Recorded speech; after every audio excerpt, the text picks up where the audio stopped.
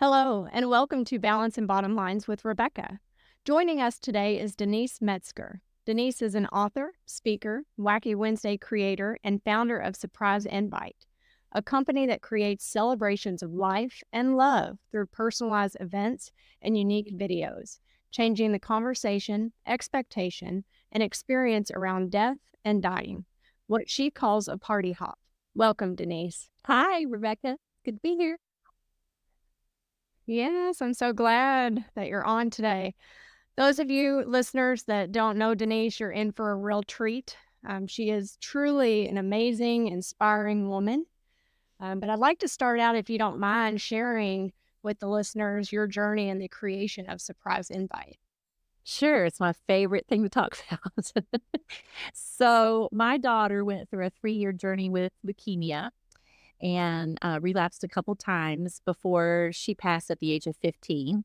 Only I don't call it a passing, I call it a party hop. So, Surprise Invite is an invitation to experience life and death differently and to have conversations and experiences around it, that are different. So she dreamt that she was a star in the hospital and she didn't want people to be sad or worried about her, knowing that she was getting ready to leave this earthly life. And so I sent out a memo that we weren't going to do a visitation and funeral. We were going to celebrate Heaven's Newest Star with a red carpet premiere of her life tribute video at the Grand in New Albany, which is a historical theater here in town. I was a standing room only fundraiser for Leukemia Lymphoma Society. And when I run into people to this day, it's been 15 years. We talk about what a beautiful, wonderful day that was. And in 2016, I thought maybe my body and spirit were done collaborating and I was getting ready to party hop. I am, as a result of Janae's experience and getting to be so close to her throughout the whole thing, I'm more intrigued by death and I'm afraid of it. And I wanted a surprise celebration for my boys to show up for, not stick them planning it. So that's realizing there's not really a solution for people that want a party and not a funeral, but don't want to stick their family with the planning of it or, trying to create what it was or come up with what it was that, would and capture my life. I found that there wasn't a solution and created it through Surprise Invite. So I help people pre-plan celebrations of life if they want something radically different, not just a little barbecue in the backyard, although that's fine for people that want that. And I do a lot of videos, celebration of love and life videos, where people get to hear stories about themselves and how the world reflects back to them who they are and the life they've lived. So it's a beautiful living tribute, and then it can be repurposed later in place of a eulogy or at a celebration. Yeah. I love that. I mean, celebrating, death and not being afraid of it is, I mean, it truly is, it's a unique experience for those that really look at it in the light that you do. Because most people are terrified of that. They're, especially when family members start to become ill, it's a very hard thing and everyone handles it so differently. And I'm truly impressed with the woman that you are and the life experiences that you've had. It's just amazing. And so I think what you've created is truly something wonderful for families to cherish, and to watch and connect, We don't it's have a great. culture, we don't have a conditioning or a culture that kind of invites you into a lighter place to have the conversation. Janae and I had worked through her leukemia for 3 years, when she was first diagnosed. And I talk about a voice a lot. I feel like there's a divine guidance or a spiritual wisdom, and we have a dialogue in our head that seems like it's, you going back and forth with your thoughts. But I've learned to trust that as a higher wisdom. And I heard on the day of her diagnosis, no matter the only way that she was going to make it was to find one good thing, no matter how much it was surrounded by bad. And they say you're motivated by inspiration or desperation. If that was the only way that she was going to make it, I was pretty desperate to figure out how to find the one good thing when it was surrounded by bad, because at that point I was a perfectionist and I found the one bad thing when it was surrounded by a lot of good. And so we practice a lot of perspective, positive perspective, gratitude, faith, and those things. And death is a very heavy subject for the majority of people. And that's one of the gifts that I was given through that experience. I wouldn't say that I thought death was morbid or heavy or dark before the experience with her, And she heightened, gave me some things that where I'm more curious and intrigued. For example, after she had this brain bleed and we were home with hospice and we knew that her time was limited, in and out of being coherent, she kept saying, "There's so many people." It's one of the things that she kept saying. "There's so many people." I put her in a wheelchair to take her outside for some fresh air one day. And she said, "I'm confused." And I said, "What are you confused about, baby?" And she said, "You're not my real family. My real family's here to get me." Now, I wanted to grab her in my humanness and my mommyhood and hold her and say, "I'll always be your mom." But it's like that spiritual wisdom, which just think about it. And then I had a piece about releasing her into whatever that was that she was experiencing with so many people and another family and a faith that there's something beyond that last breath that we fear. And if we practice our faith and are open to it, and one of the other things I learned is I can't control if somebody takes their last breath or how or what age. So I learned a lot about surrender and not resisting things that I can't control or trying to force, white knuckle things that I can't control. And so it's been a spiritual practice and a faith growing thing the entire way. Like I said, it's been 15 years now, and it's continued to be a surprise party unfolding, where I don't necessarily ask for all these things that come in a present, but I've learned to unwrap it to find what the gift is to be grateful for it, regardless of if it's wrapped in, something that I would prefer not to be having an experience through. Yeah. Well, that sounds like that was something that was definitely powerful, whatever your daughter was experiencing during that time. And, the fact that you were able to be there for that and hear that and be listening to her and her message that she was sending back to you. I'm sure that had to be a very difficult time for the both of you or for your entire family. But the fact that you've taken so much good from that experience and you're still doing good in the community and, trying to spread your message and lighten up death and dying and make it more of a celebration. I think it's amazing. But Thank you. wow, I mean, what those words that she spoke to you. I mean, that really it warms my heart. I don't know how you felt when she was saying that, but the fact that you knew or it sounds like you knew she was gonna be okay. I She think was we gonna both. be in Sorry, go ahead. Oh, no, you go ahead. I think that we both had I call it a spiritual knowing, even though it's hard to express in human words. We again from day one. I also heard, that this could be like Abraham being asked to sacrifice Isaac, and in the Bible, it was a test in faith. Now I don't know how I was like, okay, if that's but he got to keep him, so we'll pass the test. But I've heard the voice behind that say, "Well, if you maybe you don't get to keep her." Like Abraham got to keep Isaac. And so I don't know how I committed that whatever the outcome was, that we would be okay or that I would.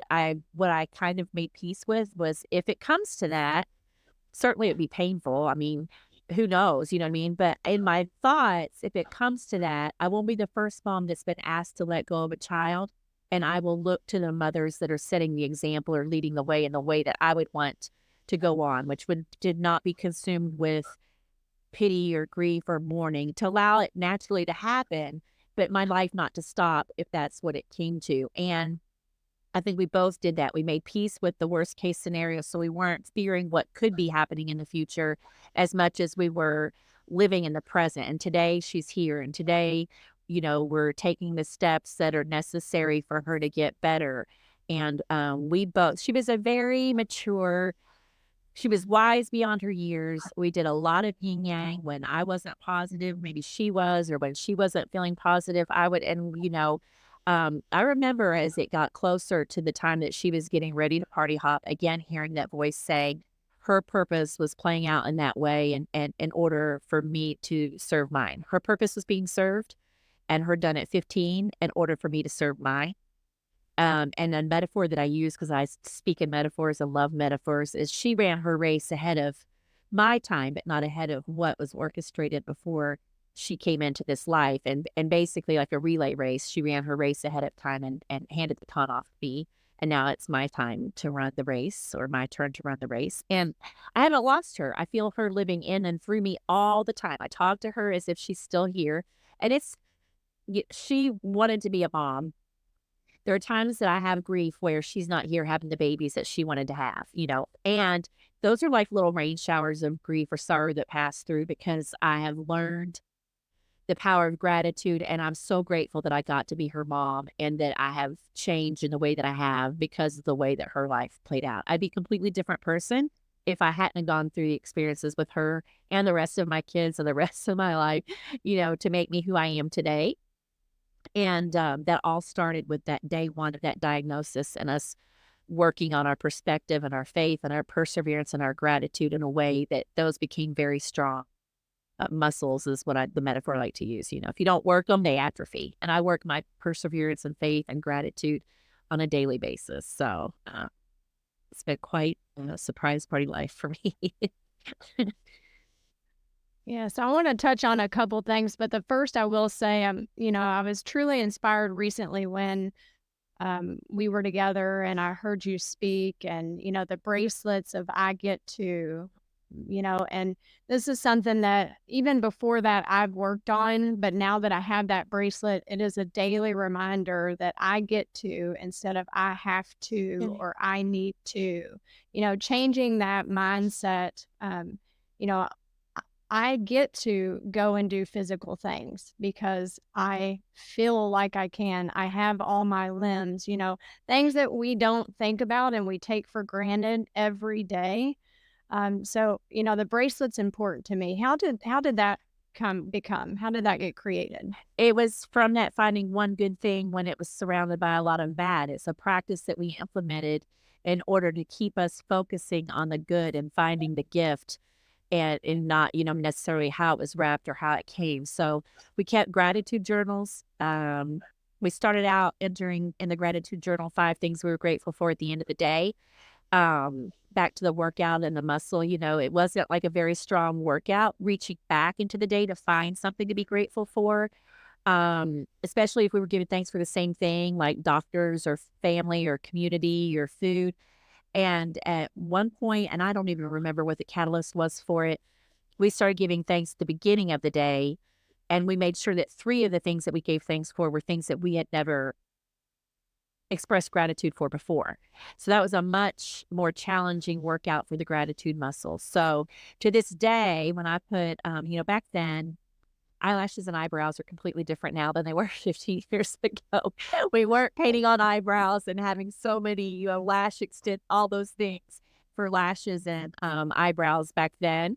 And the day that she expressed sorrow for not having eyelashes and eyebrows and wishing that she did or looking forward to them coming back was the first day that I gave thanks for having eyelashes. There is no practice too small to have a massive impact. To this day, when I'm putting mascara on my eyelashes, I'm aware and conscious of the gift of having them and, how many people don't. And so that's where it started. But the turning have tos into get tos was another practice that came. I remember she was getting sick from chemo one day, and this child, she didn't host a pity party. She didn't express a lot of anger or a lot of sorrow or a lot of fear. I mean, there's like that rain shower that I mentioned about grief earlier for her. And one day she was getting sick from the chemo and she started to cry and say, I hate this. And I felt this sorrow and I wanted to say, I want to cry and hate it too. That voice actually took over mine that day, when I talk about the spiritual wisdom or the voice, because I blurted out something I was not thinking at all. And what I said is I think this is when we say we get to have chemo instead of have to have chemo. And both of us started seeking perspectives on how that would be a true statement. Like it's not a fake it. It kind of could be a fake it till you make it, but you really need to be empowered by it to really embrace the perspective that it's giving you. And what we realized was there are people that don't have a diagnosis. They can't figure out what's wrong with them to even know where to start or where to begin on, healing. People have a diagnosis, but they don't have a hope for a cure, or maybe they have a cure, but they don't have the insurance or the means or a hospital to get to that. And so we started giving thanks that she got to have chemo, in order to give her that hope or whatever, for her to heal and have a normal life. That was well, probably a good 2 years before she party hopped. So we kept practicing, turning our have tos into get tos. Now my filter is very strong now. If I hear have to or need to, like you said, they both, if you think I have to or I need to, energetically, they're draining you of empowerment and of the awareness that you have a choice. And I'll have people all day long that will say, "No, you don't understand. I have to." Like, no, you don't understand. There's nothing that everything is a choice. I mean, if you want the paycheck, you get to go to work. If you want the reward, you get to take the steps to get to it. If you want the reward of weight loss and a healthy body, then you're going to get to make habit, go to the gym or change nutritional habits. If you want, the paycheck, you're going to get to go to the work. And if you don't want to go to that work, then you don't have to go to that work. You could get to find a different job or get to seek, so there just aren't any examples that you cannot apply that get to and it not change. Now, the biggest example that I have is that she wanted to be cremated. And I asked her, why she would be cremated because I had said at my grandmother's funeral a year before her, it was time for Janae. Like I didn't know at that point that we would be looking at a celebration of life for my daughter a year later. But when we went to my grandmother's funeral, I told the kids to go get the most colorful thing you have in your closet. People are going to be wearing black and they're going to be sad, and we're going to celebrate that Mamaw colored our lives. So that was something that was happening before I even knew how powerful it was going to be for us to use when it came time, for Janae. Then, she said she would be cremated because I said, "I don't want it to be my decision. Can you tell me why you want to be cremated? Because I don't want to feel like I'm the one that influenced that." And she said, "It says, 'To dust we shall return, and I don't want to be put in the ground to rot.'" Just as like we were talking about what we're going to have for lunch. She just said it just like that. And we were going to bury her ashes. And in the shower, I was feeling and thinking, I have to bury my baby today. Now, like I said, I have a strong filter now. It takes one time, but this is 15 years ago as I'm still developing the muscle and don't have the powerful example that I'm getting ready to share with you. So, as I was getting dressed, I was thinking and feeling I have to bury my baby today. The third time is when I caught it, that I was thinking and feeling have to, and I knew the power of it, but I didn't know how to find the get to in this. So I said a prayer and I said, "I know there's a get to, but I can't find it. Please help me find it." And that wisdom or that voice came right away to answer that prayer and said, "Only one woman, one in the entire world." And I just got goosebumps. I know that's when it's like Janae or heaven. One woman in the entire world got to be Janae's mom. And she's the one that gets to release her into heaven's care or whatever comes next. That's why I say life's a surprise party. Nobody, Betty White says a secret what happens after the last breath. I say it's a surprise. None of us really know. But it's not party over. It's party over for this body. And the spirit party hops onto the next venue. And my gratitude was so huge, so massive that I was the one that got to be her mom. That's where the grief, I wouldn't say it left completely, but it did not have a grip on me like it does a lot of people. I find inspiration in scripture and I find it in quotes and like Dr. Seuss's quote, "Don't cry because it's over, smile because it happened," is very applicable in the way that I have continued to navigate life. And what most people say is like the biggest tragedy in the world or the hardest thing to do in the world, to bury a child. And my experience in a surprising way was very different. It wasn't the hardest thing. Certainly hasn't been the hardest thing since then. It may have been the hardest thing at the time, but it wasn't invoking the pain and the grief that it does for a lot of people. And so, what I offer with Surprise and Fight is a hope to kind of pass that experience on or to lead people into a similar experience. If I could just touch them and transmit it, I would in a heartbeat, but that's not what we're here to experience or do. So, hopefully by example and by sharing the story, and I appreciate the opportunity, we maybe step back and be more curious or ask more questions and lessen the grip on what, the human mind may make of death or the experience around it. Yeah.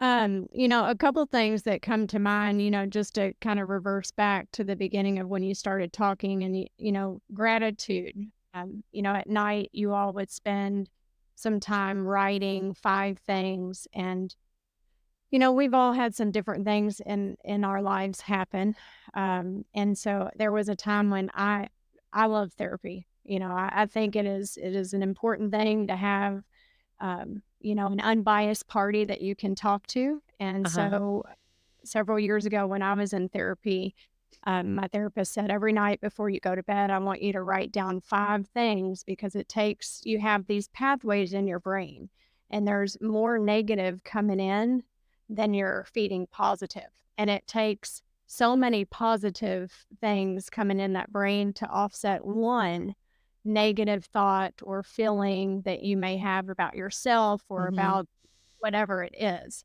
And so doing that on a daily basis really makes a difference. It helps you realize, I don't have it as bad as I think I do, or I can get through this. It really truly makes a difference.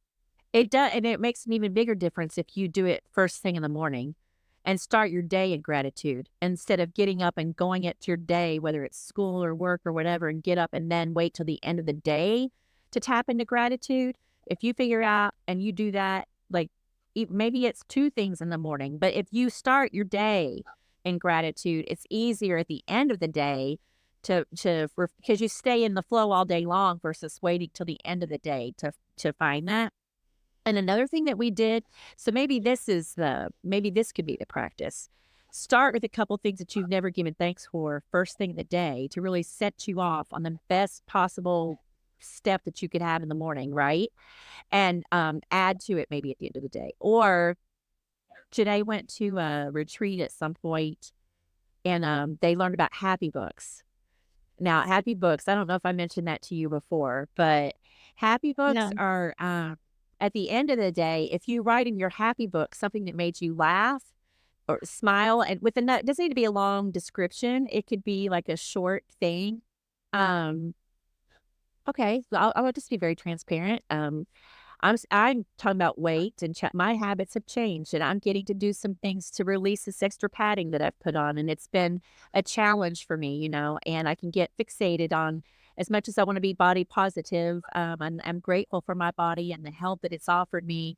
I've not really, don't really appreciate the package of Denise these days. And I walked into a service at a sanctuary a couple weeks ago, and the greeter was just inside the door. And when I opened the door, she was like, "Oh my God, you are so beautiful." That made me so happy to have that like affirmed to me in that way. And that went in my happy book, sanctuary greeting. If somebody had complimented me today on my hair color or whatever, it's such a small thing to compliment somebody. I want to develop into my daily practice that I compliment somebody that I don't know at least one time a day because it can be a game changer, right? So anything that makes you happy, if you put that in your happy book on a day that you're not happy, on a day that you're challenged to find something to smile about, you can open up that happy book and right away start remembering things that lift your spirit and make you smile. Like Wacky Wednesdays are a given that that there are Wacky Wednesday things in my happy book. And on a day that maybe it's gray outside or there's challenges coming in. I mentioned to somebody the other day, we were talking about bills, and it's if you get to pay a bill, it means you have ownership of something. Like instead of being challenged or weighed down by bills and in the scarcity mindset or the stressful mind, it's another thing of a get to that you get to pay a bill because you have something that is yours, that other people don't have, whether it's a car payment or a house payment or that you have electric, all those things can even remind you of what you get to do. And there's just so many practices that we aren't taught in a classroom or in school that keep us positive and perseverant and faithful and focused on all the positive things that we have or all the things that we're getting to do or the choices that we get to make to keep you, encouraged. And the happy book's another good one. yeah, no, I love that. I couldn't agree with you more. Thank you for that tip. I'm starting that Yeah. tomorrow. That's awesome. It's fun. Yes. And I even have Janae, so I've continued her happy book. Like, at first, I didn't wanna touch it, like, I wanted to leave it like her happy book, and there was so many pages and stuff left over that I like adding my happy to hers because then I could flip through and laugh about things that she entered in her happy book, So, yeah, it's a really great practice. Yeah, no, that is. And I've never looked at my bills as something as positive, to be honest with Well, you, but most people no, don't. but you're right, you're right. And I think, what I look forward to is I get to pay this bill off, you know. Right, So right. I'm Well, gonna, yeah, I'm gonna shoot for for that. sure. Yeah, but until Yes. that, if you've got years left before it's paid off or it seems like astronomical and, not something because 'cause we're a short-term gratification society and we're getting, like, Yeah. whether it's weight loss or paying off a bill, to celebrate the gradual steps or to remind yourself it's something that you're getting to do, and, with something like that, we got the reward before we paid it off, so there's just I used to call myself I still do, I don't use it as a moniker as much as a perspective trainer because I love to step back and walk around something from all different angles to see all kinds of different perspectives with the intention that I'm seeking the one that's the most positive or the one that's most empowering or the one that keeps me grateful for the life that I have, even when it's challenging or hard or painful or disappointing, to still find thanks for it and to be reminded that whatever it is I'm going through today, somebody's going through something worse. Always find somebody that's going through something harder. I mean, I remember when I was getting to let go of Janae, I reminded myself there are mothers that have let go of more than one child, and I was grateful that it was one child. And even though it was painful to watch her, I always say, when I'm talking about death to people, she I don't like the term paid the price so much, um, but for the sake of not taking up too much time to figure out what the other phrase is. Like, she paid the price with her pain to give us time to get ready. On the flip side of that, somebody that party hops suddenly that you don't know, they got to go without pain. And maybe the more challenges for the ones that are left here, to deal with it. It's always a two-sided coin, and I'm always seeking the positive one or the one that kind of, I wouldn't say frees you up from pain, but allows you to get out of it a little bit, easier or to use it, for a strength building exercise, I guess. Yeah. I mean, I agree with you. I think it allows you, the difference between the two is it allows you to say, I'll see you later. That this is not a goodbye, it's an I'll see you later. Where when it is something that happens of all of a sudden, you don't get that time. Uh-huh. Neither party or family doesn't get that time to really say, I'll see you later, I'll see you soon. And I think that is true. Not that it's easy on either way, but Right. I agree with what you're saying. Yeah. But if you think of Um, the loved one and they so you didn't, talk like, the pain wasn't as much for them, it's still on you. And I remember running into a mother, I was a Wacky Wednesday. I was sharing the story with actually, I was on my way to Indianapolis to a networking event and I had a card that was wrapped and, I was dressed wacky. The man came out of the restroom and he was like, I guess you go with that car out in the parking lot. And I kind of joked, like, how'd you figure that, And I was sharing with him because I always say parties are more fun with games, and life's favorite game to play with me is truth or dare because I'm crazy enough to take the dare and find a new truth. I hear that voice daring me to do things all the time, and I'm like, oh, really? But every time that I have followed through with it, I have found a new truth, and I have, received like a surprise gift. And his wife walked up, and her countenance of her face, you could tell she was sad, solemn, and I think she was like, I don't remember if it's 3 months or 3 years. I remember it's 3 something. Like our son Michael, we lost him 3 months ago. And I heard the dare say to take her hand and to ask her questions, to kind of help her shift out of that she hasn't lost him, you know. And I also, when this dialogue happens, it's so quick. It takes me longer to share the story than it does that it actually happened in my head. But in my head, I was thinking, I'm a physical touch person. I don't mind hugging a stranger, but she may not want me to hold her hand. But I took her hand. I asked her if I could ask her 3 questions. And now I can only remember what 2 of them were. One of them was, do you still feel like he's with you? Do you ever feel like his presence is still with you? And another question was, would you give up the pain of being his mom to have not been his mother at all, the pain of letting him go, to have not had him and to have been his mother. And whatever the third question was, when I got done with it, I said, in answering those questions, seems like you haven't lost him. He's here with you in a different way. And would you join me in this legion of mothers that would never have asked for this pain to have let go of a child to no longer say that you've lost him? And she gave me the biggest hug. Like, she laid into me and hugged. I felt a healing happen with her for having accepted that dare and done something that was uncomfortable for me. Didn't know what the consequence or the outcome was going to be. For it to be so beautiful. I remember, like, almost levitating back to my car. I was, like, so blitzed on how who would have ever anticipated or expected that 2 mothers could have shared such a beautiful moment, and how it would have been missed if I would have talked myself. And we do that. We all do that. We hear a divine dare or a spiritual call, and when our human mind doubts it or talks us out of it, and then we miss out on what that surprise gift could be. And that's another gift that I'm grateful for in getting to be Janae's mom, because I don't know that I would have ever gotten that if I hadn't had the journey with her, to have led me to that place, and for me to be accepting the dare or doing more things that seem out of the box or seem too, unordinary to try to experience what the different outcome was for having said yes to it. Yeah. That's an amazing story. I mean, the fact that you took time to, hold her hand and, ask her those questions, that I'm sure that's what she was needing to hear at the time. And the fact that you told her, let's group together. Will you do this with me? And, you were probably that saving grace to her, being dealing with her grief.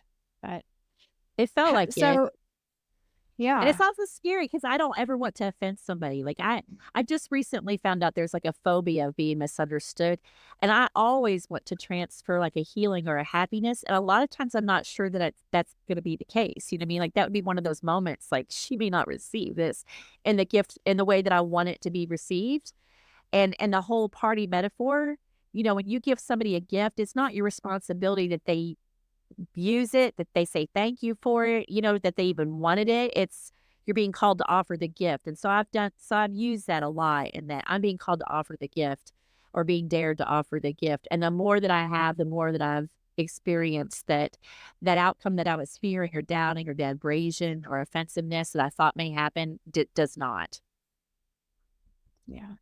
You mentioned helping, that's a great, what you did to help her, but you also mentioned with Surprise Invite how you are helping people deal with their grief. Now I know you're not a therapist, but what are some of the videos, or what have you created? So what does Surprise Invite give someone? It's the invitation to, I'm playful with with my taglines on that. So I have one that you're invited to a party to die for, and another that you can be the life of the party even when you're dead. And I help people pre-plan, celebrations that are very personalized to them, whether it's a theme, whether it's a location, whether it's certain ideas that they, want to include. It can be like the most fun party that you plan. For me, I was just saying this today, because it's a business and I'm educating people on all the time, but there's no other party that I have a budget to create like I do the celebration of life for my boys, with the final expense and life insurance policy, and to have the experience that something that's uplifting for them. That's not the traditional, I'm sorry for your loss for 5 hours in a visitation line, or the drug out thing, that happens with the funeral. There are a lot of people that want the traditional thing, and that's fine. But for the people like me that want nothing to do with the funeral home and really want it to be an uplifting, radical party, then, that's the solution I'm creating. I've had the two that come to mind for me that are the most, one's radical and one's maybe not so much. So I have a woman that she had an aneurysm and passed, and her parents were the ones that had her life insurance. And so they did the traditional funeral, but the husband and their friends never felt like she was really memorialized in this spitfire, ball of energy that she was. And so they hired me to do a celebration of life for her, like at her 6 month anniversary of her party hop. And, in meeting with her friends and family and getting an idea of who she was, like, we had a drag queen MC, a miniature pony, decorated like a unicorn, a bubble machine that went the whole time, and a sing along at the end of her live tribute video. So the things that I do the most are the videos.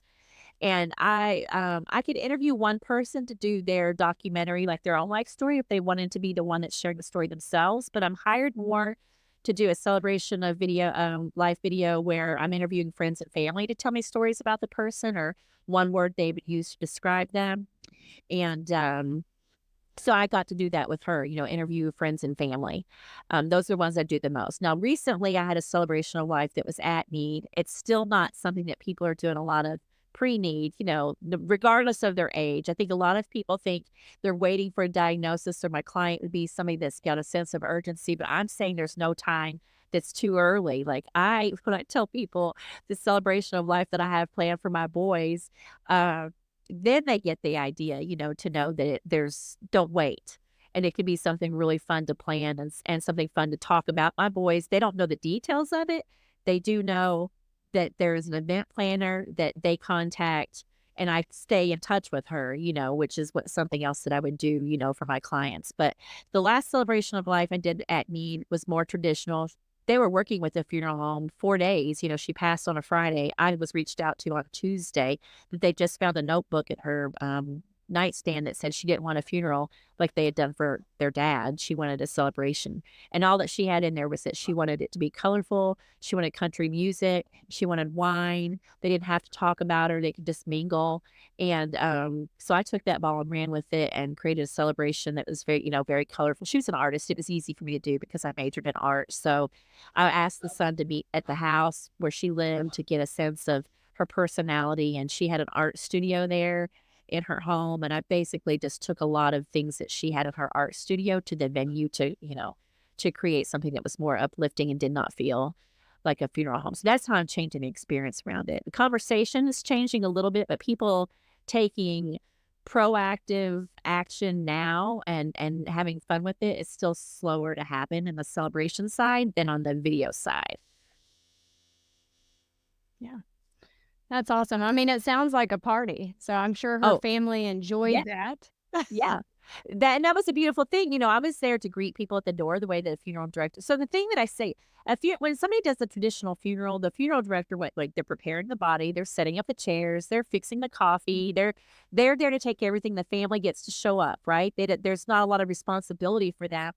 And I want to do the same thing with my services for somebody that wants a celebration, not the family trying to figure out what mom wanted and be shopping and ordering and decorating and all that. Like, let me do that. And that's what happened there. And I was there to greet people as they came in and ask which family member they knew or were looking for. And after they were all there, I made the announcement to grab some food and a drink. We're going to have a toast for her in a few minutes. And then I silenced them a few minutes later so that we could have the toast and share with them why we gathered, for the celebration versus the funeral. And then her son had something to say. But before he did, he talked about how much I took off of their plate for them to be able to visit with family and show up at the venue, not try to figure out how to do it all.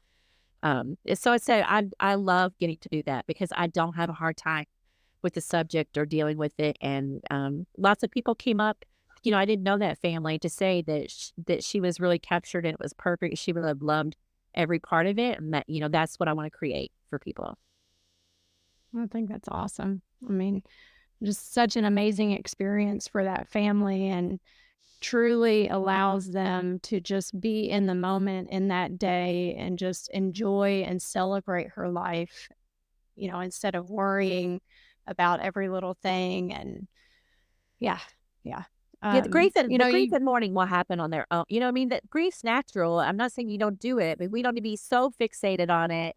I'm sorry for your loss for so long. It's like digging a deeper hole for somebody to come out of. yeah, And it's not even like we're given permission to not be sad. It seems like it's not possible that you could be celebrating a life more than mourning the death, but it is. And more and more examples, there's a whole death positive movement that's happening to show that there are people that want the trends or the culture to change. And it doesn't have to everybody come over there and change it. But for the people that want to, there are options and there are solutions for them. yeah, absolutely. You've mentioned a little bit about Wacky Wednesday. For those that listening that don't know, what is Wacky Wednesday? Okay.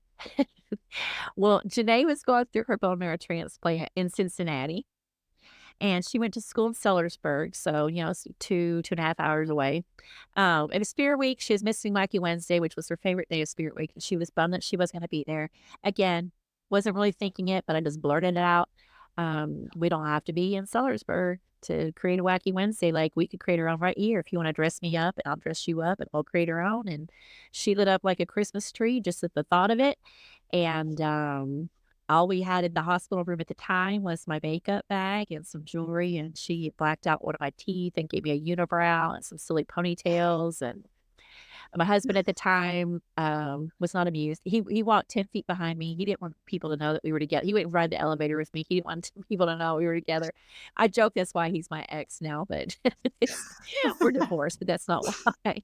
Another funny story about Wacky Wednesday, though, and this is just quirky with my relationship with God and life and whatever. I'm such a dork. We also had tattoos. And for Janae, I think I gave her like a pink eyebrow and a purple eyebrow, because she didn't have, so I could draw different colored eyebrows on her. But I put a tattoo of a black cat with a full moon on her forehead. And, it, and I was going to the hospital cafeteria that evening, and I was raised Catholic. People thought my dad was a priest. He was so devoutly Catholic. But I was passing people that had ashes. Like, it was Ash Wednesday. And I had a black cat on my mother's forehead. Not one nurse came in and was like, hating on Catholics, are you? Like, nobody said anything. And my dad and my mom would not have thought it was funny, and they would be mortified. And all I did was laugh because it was not intentional, and it could not have been silly or like I said, more like a dork. In the relationship I have with God and life is that way. I'm just like goofy that way. But here's what happened. We had so much fun for us, it was a diversion of smiles and silliness for us, but it was also that for the staff that came in, for people that I passed on my way to the cafeteria. So we decided to do it each week, and it was like a time release of joy through that diversion and focusing on something good or something else. So instead of focusing on the sickness and the stress and the seriousness and the sadness, we were focused on creating smiles with our silliness. Starting on Tuesday, like, what are we gonna do tomorrow that's different, or what will we do? Be silly. So then Wacky Wednesday would be this surprise party unfolding all day, and then Thursday, we would still be laughing about something that happened on Wednesday.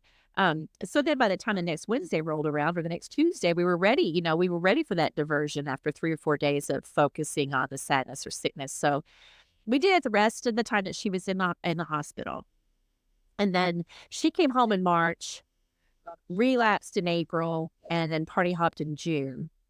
And I decided like it would be a passion project or part of her legacy for me to keep Wacky Wednesdays going and try to get Wacky Wednesdays in children's hospitals. I tried here to start here at the local hospital. It was a lot like Patch Adams, where they didn't really embrace, or, I don't want my vision for Wacky Wednesday isn't that it's only where I am. I wanted to create something that was like Casual Friday, where you didn't need to know where it started, but you knew why people were doing it, which was to be the diversion of smiles and silliness in a world that's sad, stressed, sick, and serious, right? So after a couple years, they told me I wasn't a fit for the facility, and they stopped allowing me to come volunteer to do it. And I hosted a pity party for, I think, a few weeks before I heard that voice dare me and remind me that I said we could get wacky wherever we are. And it's not just in the walls of the hospital that people are sad, sick, stressed, and serious. And so from that point on, whatever is on my calendar on Wednesday, I show up wacky. It could be networking events. It could be flying. I've gone through TSA several times at Dumb Wacky Wednesday. Um, Big conferences, doctor's appointments. Um, I'm pretty committed to taking away, and it's always there's. I'm not always excited about doing it. I don't wake up like loving that I'm gonna get wacky, and sometimes I think that I'm gonna tone it down and be mild about it, but it just snowballs, and it's never. You've seen me, it's like head to toe. It's never played down, and it's never mild. Um, when I heard the dare, I had a Wednesday flight that I didn't book, and, it was on the Sunday before that I heard that voice come pipe in to my head and be like, You're flying on Wednesday, what that means, right?" And I was like, "Wacky eyelashes, I'm not doing head to toe wacky, I'll either get arrested or miss my flight or, you know, tick people off, which is not what I wanna do," you know? And, So the voice was that you don't know who you might meet if you're dressed wacky that you wouldn't meet if you're dressed normal. And you might get to give the "we get to" message on the plane, to the entire plane, but not if you dress normal. So I was hearing that. I was like, "Oh, all right. Well, I like those outcomes if they're possible." And I was flying to Florida. I'd won an incentive trip to Disney.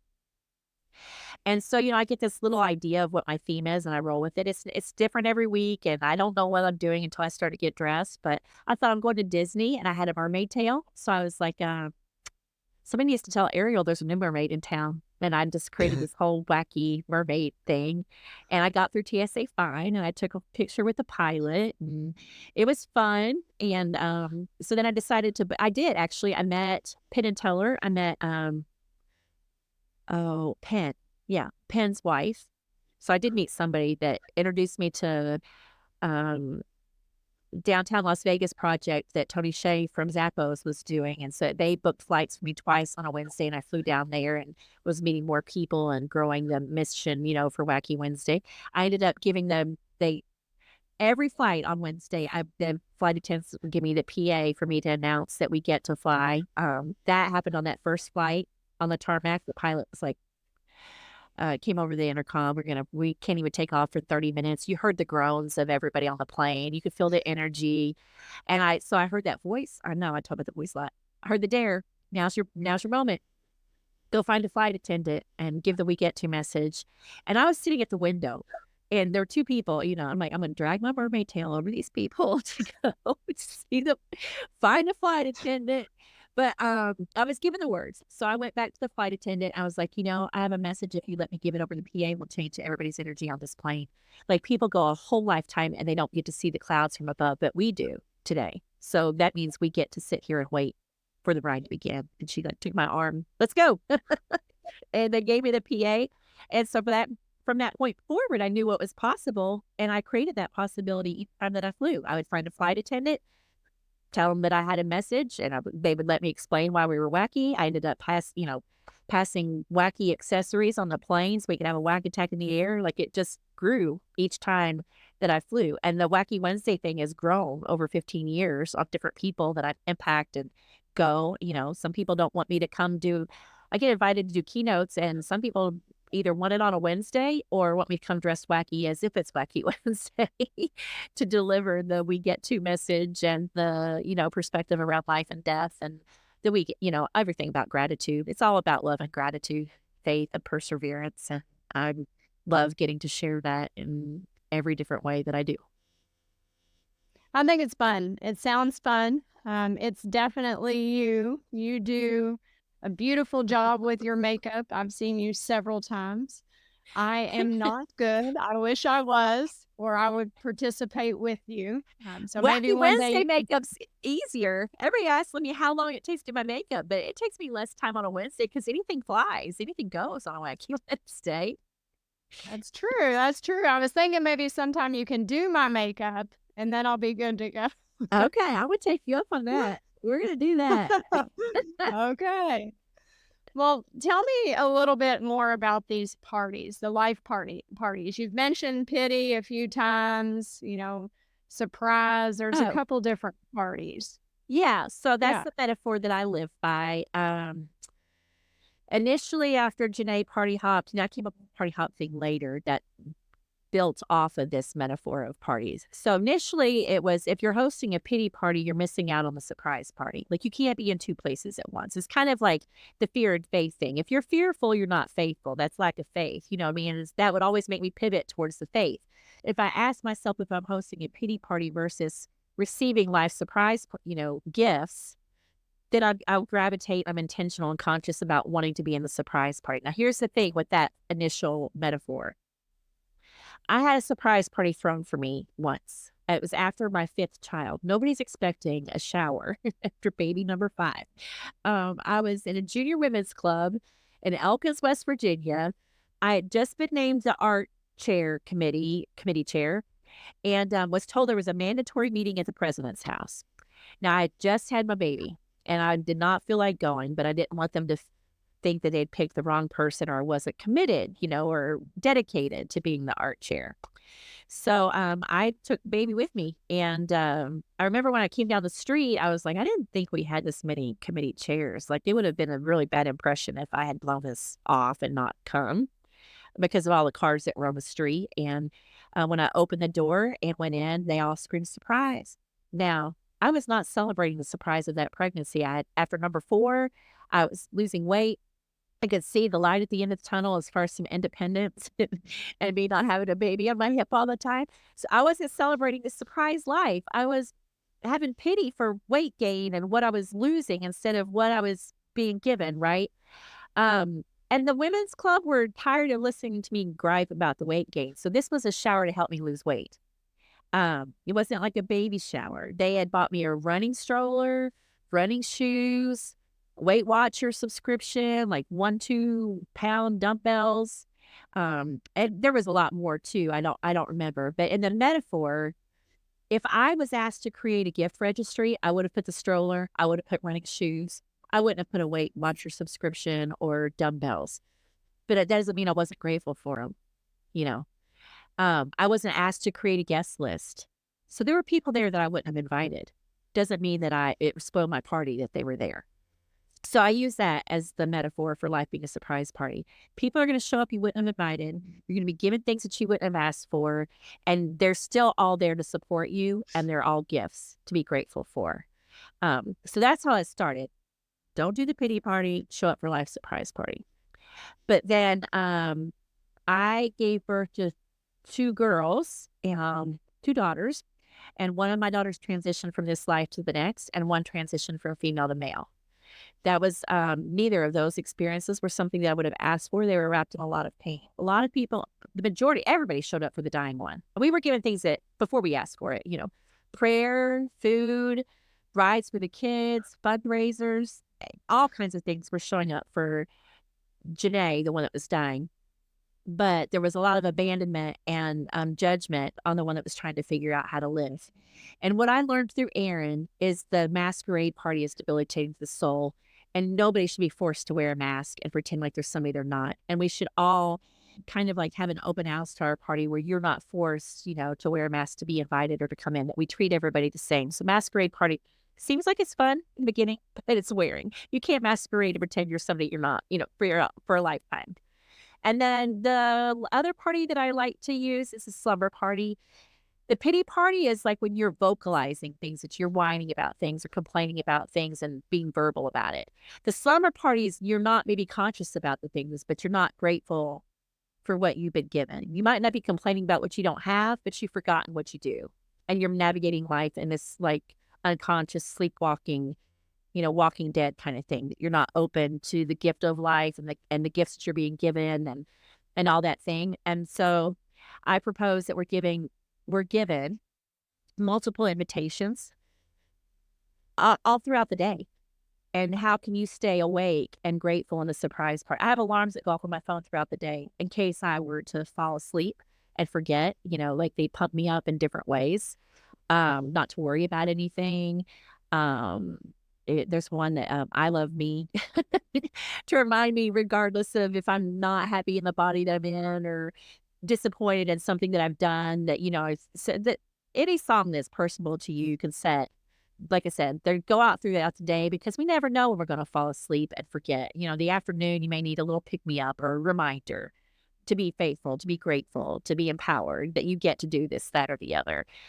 So I built those things into my day to keep me in the surprise party as much as possible. That's not to saying that I haven't slipped into the pity party or the slumber party. People might think that I'm masquerading on Wacky Wednesday. I'm not. I don't think the masquerade party is a challenge for me. I'm very transparent and there's no faking in my world. But that I can fall asleep.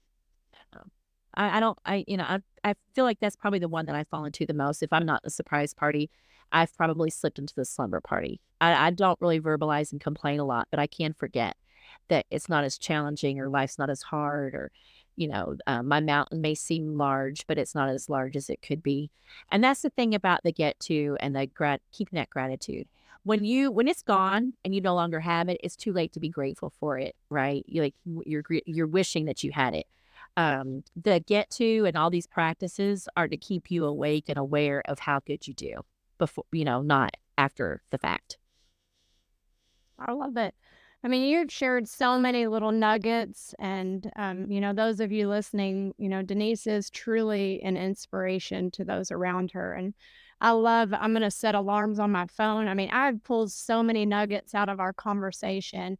And you're right. I mean, we do kind of fall asleep, or you're in the motions of your day, and you get into a pity party and you don't realize all the great things that are happening throughout your day. So I think that's wonderful. And those reminders keep you on the right positive track moving forward and not getting down in those pity parties.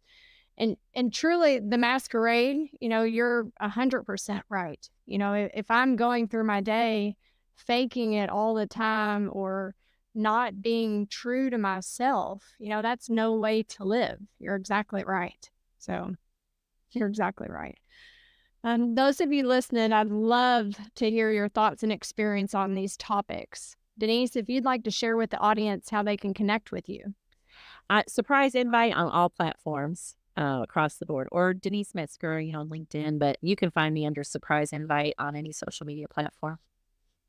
Yes, I definitely encourage you to reach out to Denise if you've not met her or had a conversation. She's just very inspiring.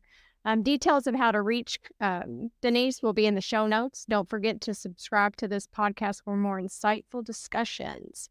Thank you for joining us on Balance and Bottom. Yeah. Thank you so much. Yes.